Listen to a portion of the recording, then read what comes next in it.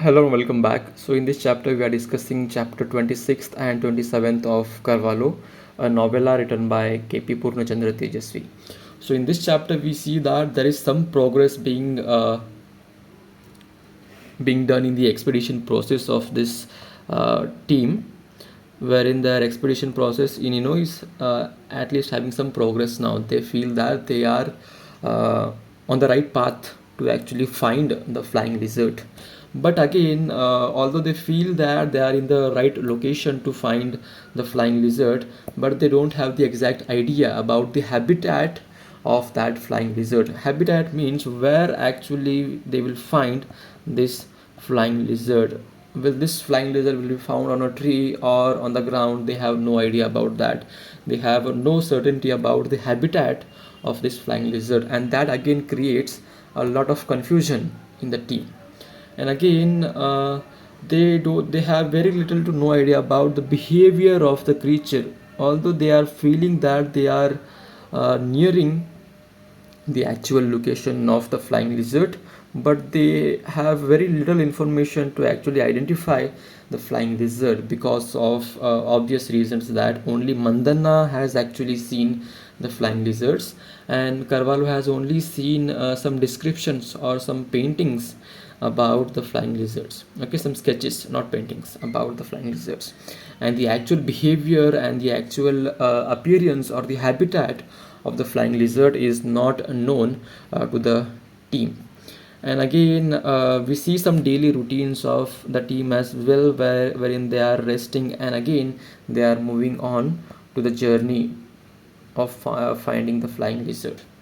And after that we see there are some description about wherein Prabhakara tries his hand to make meal for the team, and actually he fails miserably in that. Prabhakara tries to cook something but he fails in that, and we resort to the expert cook who is there with the team, and again it is none other than Karyappa, who cooks food for the team, although it is not biryani,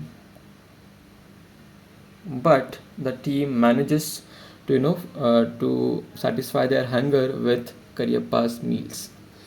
And this again brings us to the team dynamics, wherein each character has their own role to play. Okay, even Prabhakara is playing a particular role, Mandana is acting as the local guide, and Karyappa is taking care of the what is that taking care of the basic necessity, that is of food for the team. And after that we see one change in the narrative. We see introduction of a few new characters, especially one character who is named as Yenkta.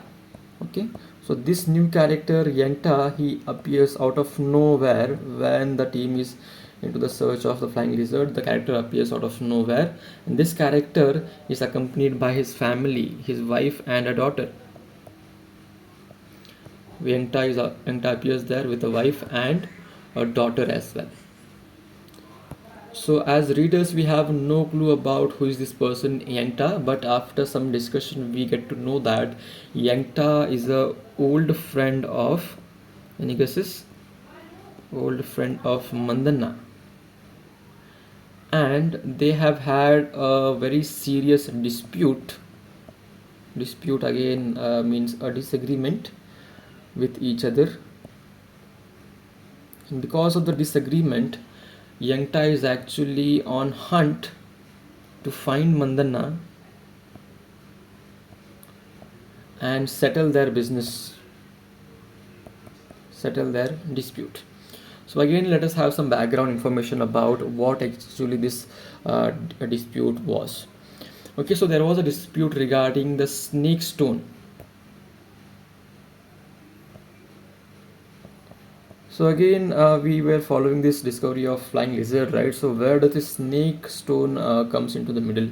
So again, to give some background information, Yenkta was a snake catcher,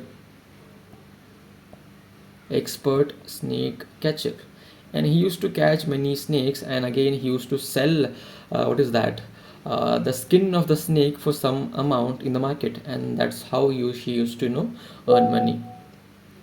But we see that at one particular day, Mandana says that if you catch one particular snake, that is again a cobra or the nag snake, you will find one, what is that?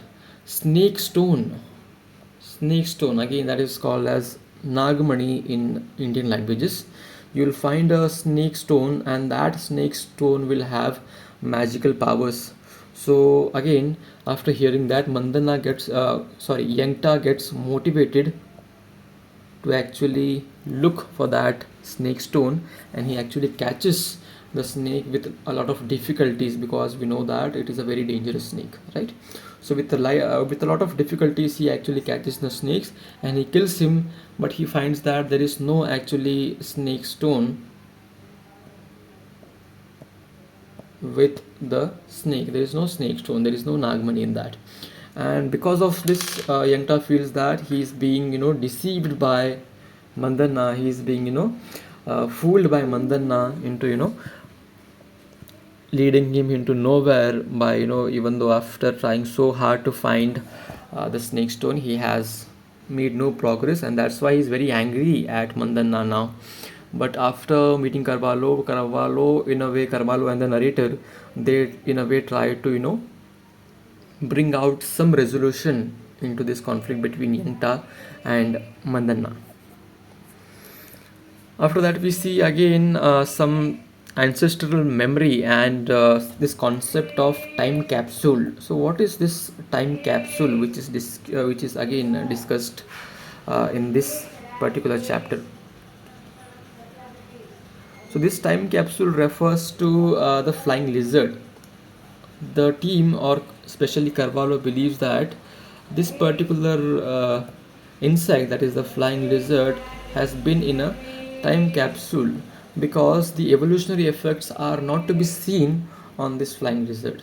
So that's why it is believed that this lizard is especially, it is very unique, because even after having millions of years of age, this species has undergone only few changes. Okay, but Carvalho later on corrects these doubts of Narbano and says that how can we say that there are no changes in this particular insect, because we are not there, we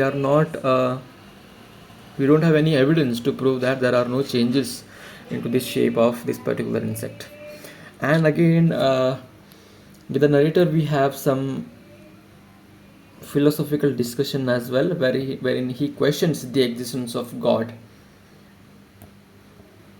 He questions that if there is a theory about this, if we believe in the science and this Big Bang theory and theory of evolution, then where is the role of God, he says. So again, to that, Carvalho gives a very cryptic answer. He says that we have no explanation to this concept of God, because we don't fully understand it. And he says that if there is God, God must be this concept of, again, this idea of time and evolution, because no matter how much research we have done, we do not fully understand this concept of time and evolution. It is beyond human understanding. So that's why Carvalho says that if God is real, he must be, beyond time and beyond evolution. And again, we see that there are some local survival methods, and we see some techniques used by Mandana to again actually progress in their hunt for the wild lizard, the flying lizard.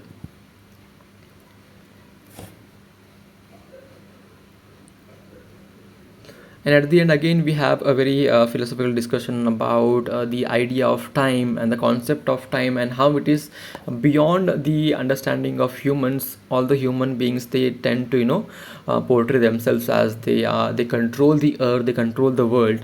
But again, although human beings control most of the physical things which are there on the earth, but nature and time, they are beyond the control of human beings, because human beings, after all, they are one small part of nature.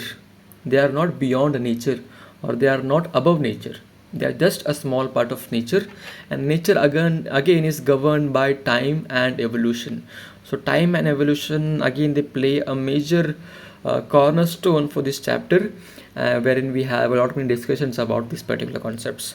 So with this we end this particular chapter as well.